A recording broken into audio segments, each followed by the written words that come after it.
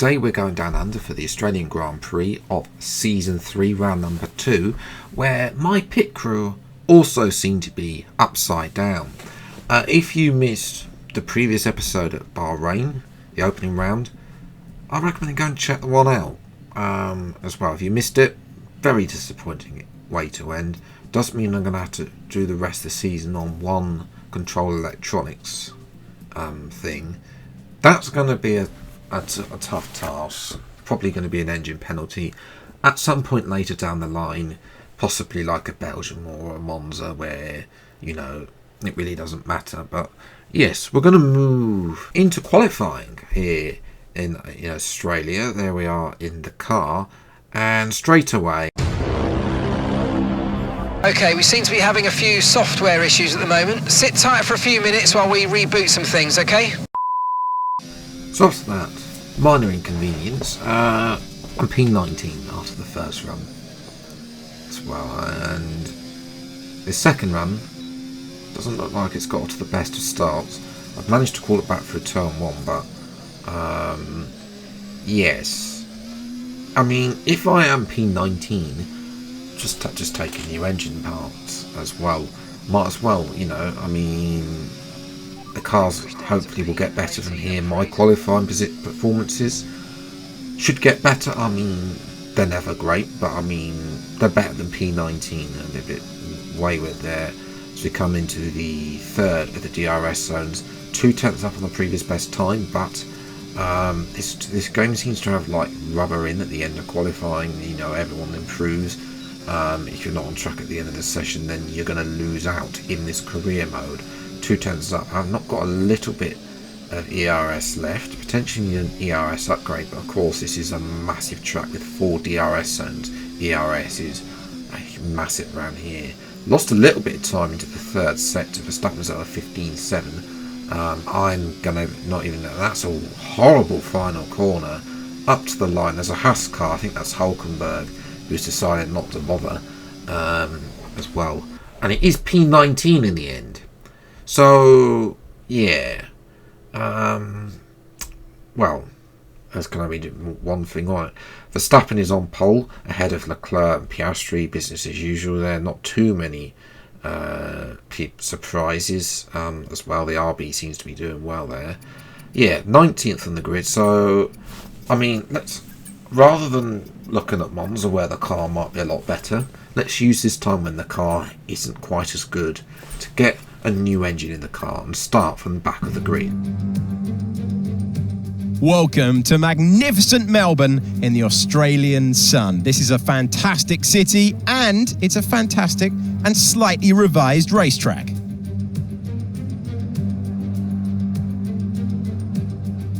We're in the great state of Victoria, now 14 corners and 3.28 miles for the drivers to navigate, 5 to the left and 9 to the right. The track has been remodeled to encourage more overtaking. Let's hope we get loads of it today.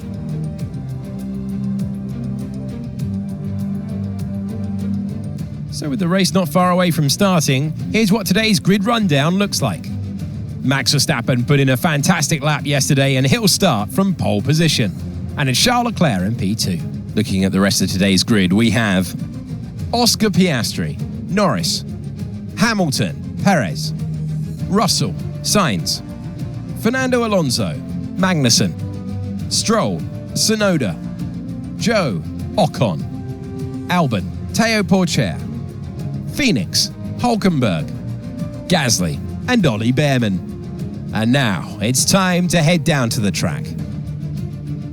It is going to be some race today. I'm Alex Jakes. Joining me is Naomi Schiff. Well, it's all about forgetting last time because that was a bit of a shocker. How did they change the story today? It is true. They had a really tough day in the office last time out, but they cannot dwell on that. It's so important to turn the page and start on a blank slate because the more you dwell on that, the less it's going to push you in the right direction. So take some notes. Obviously, there's things to be learned, but move on. We're going to struggle for a good position in this race unless we can gain some early positions. See what you can do. So, our penalty seems to not have applied. I think that's still a bug. I'm surprised they've They said, I thought they said they fixed that, or maybe I was thinking of something else. But anyway, they haven't, because it's still a thing here. Race strategy is a one-stop medium soft in a 25% race. So 5 lights in for the Australian Grand Prix, and away we go. It's an okay start, really. I actually lost out to Hulkenberg, who's on the soft tyres. He was behind me, Gasly as well, and Behrman did take in penalties, and obviously theirs was applied. Around the outside here, can I still get in front of Hulkenberg? I need to try and keep this position without using too much of the ERS, so I'm going to send it on the Williams here. There's a wall of Audi and Renault in front, unable to make a position up at the front. Max Verstappen is already trying to run away from Leclerc, and I think that is Sergio Perez in the McLaren, and the two McLarens. It looks like the second of the two McLarens is having the usual home curse, as well as the Audi's been being thrown off course there by Zhou, and this was a nice move. I still had the Williams there to think about, and then obviously the door just opened up that corner to go up the inside of the Audi as Zhou Guan Yu. Meanwhile, further up the road, I'm trying to catch up to this lot. This is the two Astons and George Russell. We're having a bit of a ding-dong battle. This is probably going to be the next thing. There's a few on medium tyres, just like me, too, up the road. So I'm going to try and get in front of them. Next up for me, though, will be Esteban Ocon in the Renault. And that's a simple move, textbook manoeuvre at that corner, up to P13. Next up is the man we replaced at Ferrari, Carlos Sainz, as well. We've still got a points rivalry with him. 2 in this career, that's why the blue marker's there. This was a bit more iffy because he tried to close the door on me at the last minute. I had to cut the corner a little bit to avoid contact, in my opinion. That's a legit overtake, just as long as the floor didn't recognise. Next up, our old teammate Yuki Tsunoda, who obliges, and that was a smooth overtake into that corner. Now send it on Kevin as well at the next corner and up into the points. That is an unorthodox place to make a move, but when you're in when I'm in a hurry to try and get in front of this queue. And look at that, we've got Tsunoda and Magnussen as well. And look down the inside here, it's a bit of a dive bomb. I've managed to make it work on Stroll, and to get up into P9 as well. As we're watching now, this is Sainz sending it on Kevin Magnussen as well, and there's contact between Magnussen and Sainz has been spun round in the Toro Rosso. He sent it down the inside here. Yeah, not entirely sure. I mean, I think that's just a racing incident. Let me know what you think in the comments below. Not really sure what too much they could have both done there. As well, up at the front, Max Verstappen still leads, but his gap has been reduced. So Leclerc and Perez both all in DRS range too, as well, and that's Hamilton going slowly. No plume of smoke coming out, but he is going slowly, so there must be something else wrong than just the engine there blowing up, and Hamilton is out of the race as well. So watching Lando Norris, and his teammates got his front wing off.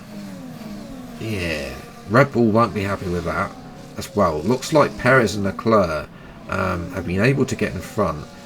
Norris will now drop behind as well, because obviously Verstappen, of course, has had his authority checked in Red Bull, and that's a lovely move for Leclerc to get in front, to take the race lead. It was actually a Ferrari 1-2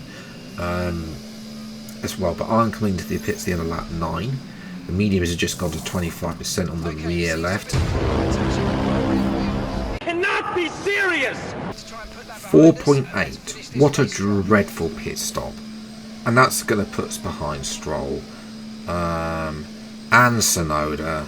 All that good work that I did in the opening round has been wasted. I don't quite know whether I was.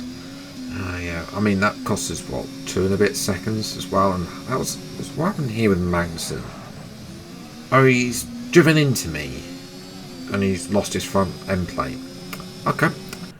I mean, yeah. As well, I ideally would love to catch up to this lot who are battling hard. And is that Stroll going to overtake all of them? It is. So we're on board with Lance as well. We're watching his teammate Alonso and Russell. He pulls out to the left, but already using a bit of battery there. Fair play to Lance. Great little manoeuvre, but I mean, it doesn't matter. He's still going to finish behind both of them as well. So we come across the line then. I did try for fastest lap. The tyres just didn't. This car does not have the pace at all for me as well, and it's a miserable P10. Yeah, I did not have. I think that, you know, at the very least it could have been P9, and then, you know, just try and I would have closed that gap with them battling. But yes, I'm very disappointed. That pit stop definitely cost me some points, at least one, possibly more. Ignore the 4-second gap, because I put my ERS into none to try and get fastest lap, which wasn't very useful, and the tyres were just dead at that point. But yes, Verstappen actually gets in front of Perez in the end as well. Hamilton will be disappointed with a DNF there. So Leclerc takes the lead of the Drivers' Championship then by 2 points to Perez. Verstappen 16 points back, Norris 18 points back, Russell 23 points back, and I'm 42 points back. Yeah. If I want to win this championship, there's a lot to do. Constructors is a lot more close, and 9 points separated the top three between McLaren, Red Bull and Ferrari. Mercedes and Aston quite a bit way back now. They're sort of fighting for 4th and 5th really. Good day all round on the ratings as well, as we moved a bit up. 41% still on the recognition. I hope trying to improve that. And the specialist strategy analysis, but I mean, I don't really care at this point. They're so easy to get as well. We also have a secret meeting to go to at the start of the next. We'll do that at the start of the next episode, which will be at Suzuka. That and Imola will both be out Friday and Saturday this week at this current time, unless anything happens to those recordings, which hopefully not.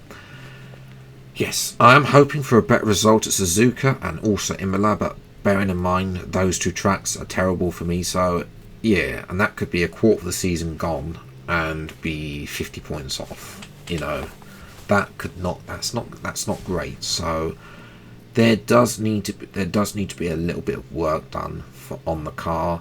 We have 2,000 R&D points. I am thinking of taking the high inflation off, just to try and upgrade this car and make this car a lot more competitive than what it is. Let me know what you think about that as well in the comments below. But if you are new around here, then please do get subscribed for weekly Formula 1 content. Until the next video, I'll see you next time. Take care. Thank you so much for watching. Enjoy your day, and goodbye.